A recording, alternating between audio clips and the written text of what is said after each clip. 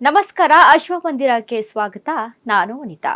ಹಿಂದೂ ಧರ್ಮ, ವಾಸ್ತು ಮತ್ತು ಜ್ಯೋತಿಷ್ಯ ಶಾಸ್ತ್ರಗಳಲ್ಲಿ ಕವಡೆಗಳಿಗೆ ವಿಶೇಷ ಮಹತ್ವ ನೀಡಲಾಗಿದೆ.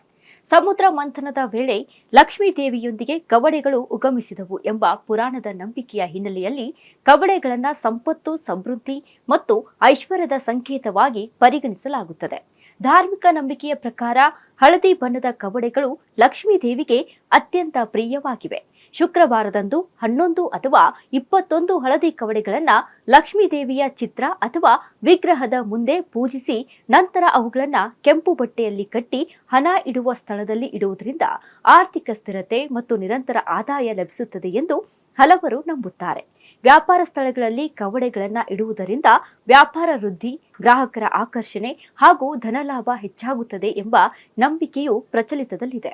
ವಾಸ್ತುಶಾಸ್ತ್ರದ ಪ್ರಕಾರ ಮನೆಯ ಮುಖ್ಯ ಬಾಗಿಲಿಗೆ ಕೆಂಪು ಬಟ್ಟೆಯಿಂದ 7 ಕವಡೆಗಳನ್ನು ಕಟ್ಟಿ ಹಾಕೋದ್ರಿಂದ ನಕಾರಾತ್ಮಕ ಶಕ್ತಿಗಳು ದೂರವಾಗುತ್ತವೆ ಎನ್ನಲಾಗುತ್ತದೆ. ಅದೇ ರೀತಿ ಮನೆಯ ಉತ್ತರ ಅಥವಾ ಈಶಾನ್ಯ ದಿಕ್ಕಿನಲ್ಲಿ ಕವಡೆಗಳನ್ನು ಇಡುವುದು ಹಣಕಾಸಿನ ಹರಿವು ಹೆಚ್ಚಿಸಲು ಮತ್ತು ಅನಗತ್ಯ ಖರ್ಚುಗಳನ್ನು ನಿಯಂತ್ರಿಸಲು ಸಹಾಯಕವಾಗುತ್ತದೆ ಎಂಬ ನಂಬಿಕೆ ಕೂಡ ಇದೆ.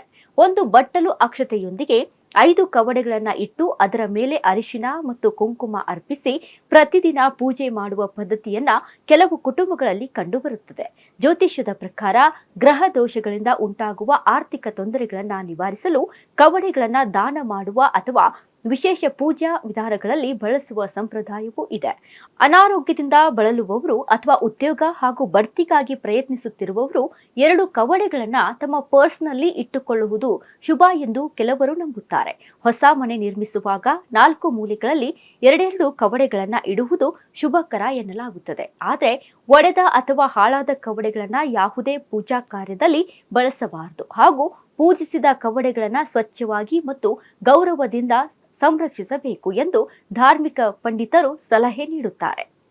ಇದೇ ತರಹದ ಮಾಹಿತಿಗಾಗಿ ನೋಡ್ತಾ ಇರಿ ಅಶ್ವಮಂದಿರ ಚಾನಲ್. ನಮಸ್ಕಾರ.